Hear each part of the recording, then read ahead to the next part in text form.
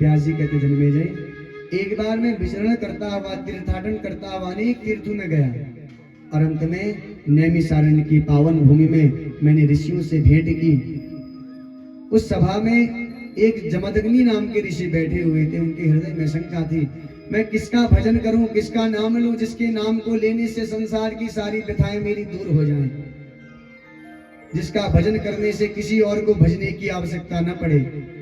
ऐसी शंका जब हुई तो वहां उस सभा में लोमस नाम के ऋषि बैठे हुए थे। तो उन्होंने उत्तर दिया, देवानां जननी सेवा ब्रह्मादीनां महात्मनां आदि प्रकृति मूलम सा संसार पाद पश्यवे। सारे देवताओं की जो जननी है माता भगवती आदि शक्ति पराम्बा, उन भगवती का जो नाम जप करते हैं, उनका चिंतन करते हैं, उसको फिर किसी और का चिंतन करने की आवश्यकता नहीं है। उदाहरण दिया है, कौशलेषु द्विजः कश्चित् देवदत्तेति विश्रुत अनपत्य चकारेष्टिं पुत्राय विधिपूर्वकम्। कौशल देश में एक ब्राह्मण रहते हैं, उनका नाम है देवदत्त। घर में कोई संतान नहीं है तो अनेक विद्वान ब्राह्मणों को बुलाया। तमसा नदी के तट पर विशाल उत्कृष्ट यज्ञ का आयोजन किया। उस यज्ञ में सुहोत्र नाम के ऋषि को ब्रह्मा बनाया, याज्ञवल्क्य जी को अध्वर्यु बनाया, बृहस्पति जी को होता बनाया, पैल मुनि को प्रस्तोता, और उस यज्ञ में मंत्रों का उच्चारण करने के लिए गोभिल नाम के ऋषि को बुलाया, जो बड़े बुजुर्ग थे, बड़े विद्वान थे। तो देवदत्त ने बड़ा सुंदर यज्ञ किया पुत्र की कामना से, परंतु जो गोभिल ऋषि थे बड़े वृद्ध हो गए थे। तो जब मंत्र जप करते, आहुति देते बड़े वैदिक मंत्रों से, तो एक बार मंत्र पढ़ते पढ़ते उनसे त्रुटि हो गई, मंत्र अशुद्ध हो गया। देवदत्त ब्राह्मण ने देखा कि जिस पुरोहित को मैंने, जिस ब्राह्मण को यज्ञ में हवन करने के लिए बुलाया है, ये अशुद्ध मंत्र बोल रहा है। तो वृद्ध जो गोभिल ऋषि है उनको फटकार लगाने लगे, मूर्खोषी मुनि मुख्याद स्वरभंगस त्वया कृता। अरे ऋषि तू मूर्ख है, स्वरभंगस त्वया कृता, आज तूने स्वरभंग कर दिया, अशुद्ध मंत्र पढ़ दिया, मैंने तुम्हें शुद्ध मंत्र पढ़ने के लिए यहां बुलाया है। देवदत्त ने अपने ब्राह्मण होने के अभिमान का, वो समझता है कि मैं भी मंत्र जानता हूं, उसने अशुद्ध मंत्र पढ़ लिया गलती से, परंतु सभा के मध्य में अपमान कर दिया गोभिल ऋषि का।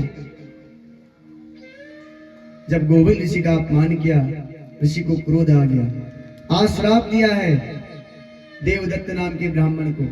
गोभिल ऋषि कहते हैं, आज तुम ब्राह्मण नहीं हमारी यजमान हो। यजमान ब्राह्मण हो, क्षत्रिय हो, कोई भी क्यों ना हो, उसके घर जब पुरोहित आता है उसके प्रति उसका प्रेम स्वभाव होना चाहिए। और तुम समझते हो कि तुम्हें सारे मंत्र पता है, तुम अपने को विद्वान मानते हो, आज तुमने अपनी विद्वत्ता के अहंकार में मेरा अपमान किया, जाओ मैं तुम्हें श्राप देता हूँ। जिस पुत्र की कामना से तुम यज्ञ कर रहे हो, उस यज्ञ के फलस्वरूप जो पुत्र तुम्हारे घर में होगा वो जड़ मूर्ख होगा। इस प्रकार जब श्राप दिया तब समझ में आया, रे महाराज हमने गलती कर दी। फिर पछतावत क्या हो जब चिड़िया चुग गई खेत। अब क्या करें, क्षमा प्रार्थना करने लगे, महाराज बिना विप्रेण कर्तव्यम श्राद्धम कुशचटेन वै न तो विप्रेण मूर्खेण श्राद्धम कार्यम कदाचन। महाराज जिस प्रकार बिना कुश के, बिना ब्राह्मण के श्राद्ध नहीं हो सकता, उसी प्रकार बिना विद्वान पुत्र के वंश परंपरा को हम आगे नहीं बढ़ा सकते, क्योंकि मूर्ख पुत्र होगा तो वंश को नष्ट कर देगा। और आपने ऐसा श्राप दिया कि हमारा पुत्र मूर्ख हो, मैं क्षमा मांगता हूं। तो गोभिल ऋषि का क्रोध कुछ शांत हुआ, कहने लगे, देवदत्त चिंता मत करो, तुम्हारा पुत्र जन्म से मूर्ख तो होगा, पर समय आने पर उसे सारे वेद वेदांतों का ज्ञान अपने आप प्राप्त हो जाएगा, चिंता मत करो। अब देवदत्त के हृदय में कुछ सांत्वना हुई, चलो बचपन में मूर्ख होगा, बड़े होकर विद्वान बन जाएगा। होता है ना कई बार, जब बच्चा बिगड़ैल हो तो पंडित जी के पास कुंडली लेके जाते हैं, पंडित जी कुंडली देखते हैं, जजमान से कहते हैं, हाँ जजमान 16 साल तक तो इसकी राहु की दशा है, तब तक ये थोड़ा चंचल रहेगा, उसके बाद ठीक हो जाएगा। तो हम लोग खुश हो जाते, चलो पंडित जी ने कहा 16 साल के बाद ये ठीक हो जाएगा। तो प्रसन्न हो गए देवदत्त ब्राह्मण की सांत्वना दी है कि हमारा पुत्र मूर्ख तो होगा पर बाद में विद्वान हो जाएगा। कालांतर में समय बीता, देवदत्त की जो पत्नी है रोहिणी, उनके गर्भ से एक बालक का जन्म हुआ, नाम पड़ा उतथ्य। परंतु बचपन से ही मूर्ख बालक, क्योंकि श्राप मिला है ना ब्राह्मण का। अब देवदत्त विचार करने लगे क्या किया जाए। खूब संध्या गायत्री पढ़ाई, उपनयन संस्कार किया। सचाष्टमी तथा वर्षे शुभे शुभवासरी तस्योपनयनम कर्म चकार विधिवत्ता। 8वें वर्ष में उपनयन कर दिया। उपनयन करने के बाद भी कोई असर नहीं हुआ।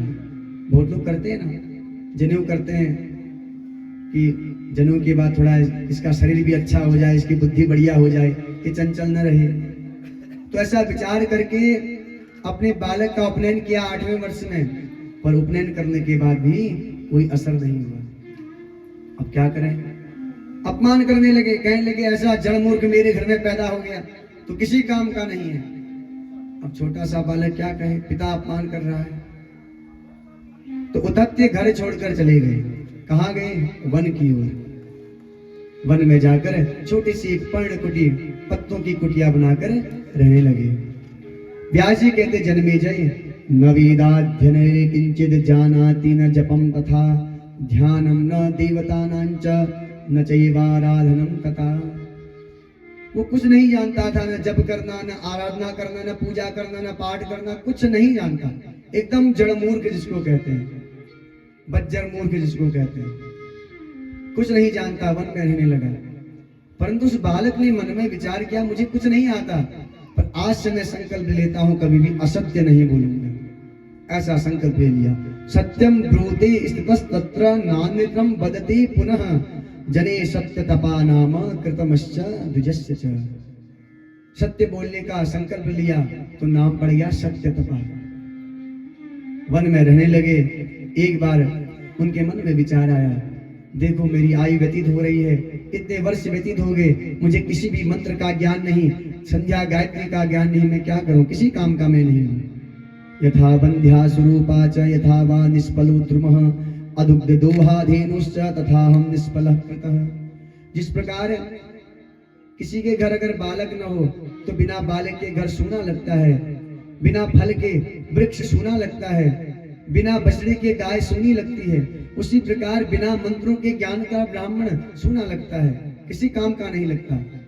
तो अपने भाग्य को कोसने लगे, सत्यतपा विचार करने लगे मैं क्या करूं जिससे मुझे वेद वेदांतों का ज्ञान हो जाए। इसी प्रकार पश्चाताप की भावना से रहने लगे वन में। एक बार कालांतर में समय बीता। उस जंगल में एक शिकारी रहता था। तो क्या किया शिकारी ने, शिकार खेलने के लिए वन में आया। एक वराह को, जिसको सुअर कहते हैं, वराह को मारने के लिए पीछे दौड़ा और अपने जहरीले बाण का संधान किया उस वराह पर। बाण का संधान जैसे ही उस वराह पर हुआ, भागता भागता सत्यतपा के आश्रम से वो वराह पीछे की ओर निकल पड़ा।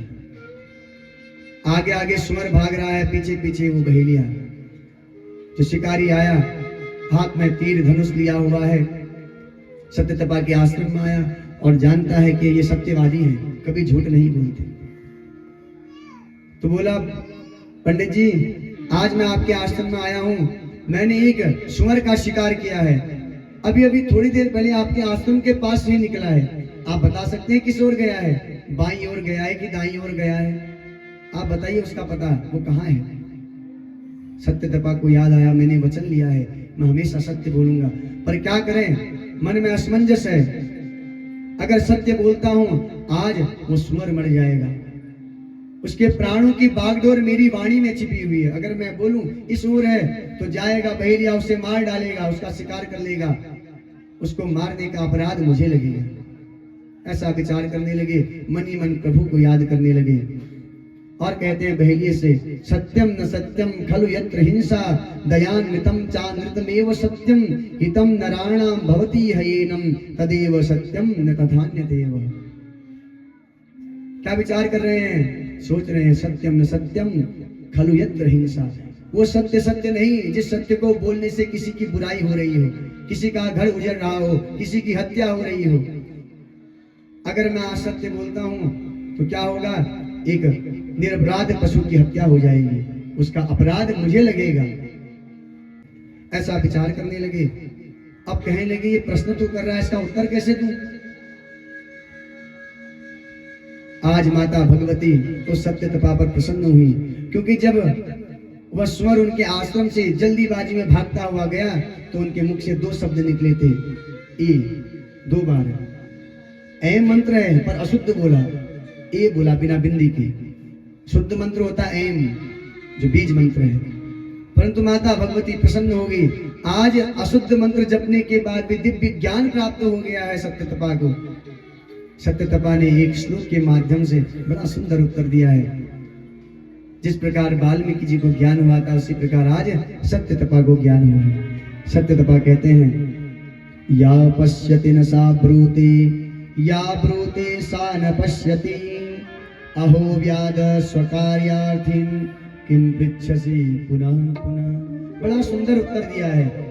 सत्य भी बोला और उसकी जान भी बचा दी उस सुअर की। क्या बोले? या पश्यति सना ब्रूते, या ब्रूते सा न पश्यति। अरे बहेलिया, तू मुझसे पूछता है कि वो सुअर कहाँ गया, परंतु या पश्यति न सा ब्रूते, जिन आंखों ने देखा वो आंखें बोल नहीं सकती। या ब्रूते सा न पश्यति, जो जबान बोल सकती है वो जबान ने देखा नहीं। आंखों ने देखा पर आंखें बोल नहीं सकती, जबान बोल सकती है पर जबान ने देखा नहीं।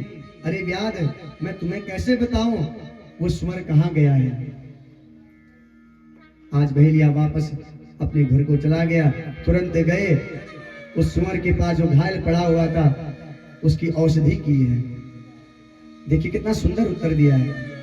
अपने सत्य वचन की भी रक्षा कर ली, झूठ भी नहीं बोले और सत्य में टिके रहे। आंखें देख तो सकती हैं पर बोल नहीं सकती, जबान बोल सकती है पर देख नहीं सकती। अलग अलग इंद्रियां हैं, सबका अलग अलग काम है। नाक से सूंघने का काम होता है, जिह्वा से रस चखने का काम, मुख से भोजन लेने का काम, नेत्रों से देखने का, हाथों से स्पर्श का, अलग अलग इंद्रियां हैं। परंतु इतना सुंदर उत्तर दिया है जैसे वाल्मीकि जी ने उत्तर दिया श्री वाल्मीकि रामायण में, उसी प्रकार ये उत्तर आज उस बहेलिए को दिया है सत्यतपा नाम के ब्राह्मण ने। व्यास जी कहते हैं, राजन, वास्तविक सत्यवादी की पहचान यही होती है, जो सत्यवादी अपने सत्य में तो रहता है परंतु दूसरे का अप्रिय नहीं करता, दूसरे को कष्ट नहीं देता। हम कहें कि हम सत्यवादी हैं और दूसरे को कष्ट देते फिरें, अपमान करते फिरें, तो हमारा सत्य किसी काम का नहीं है।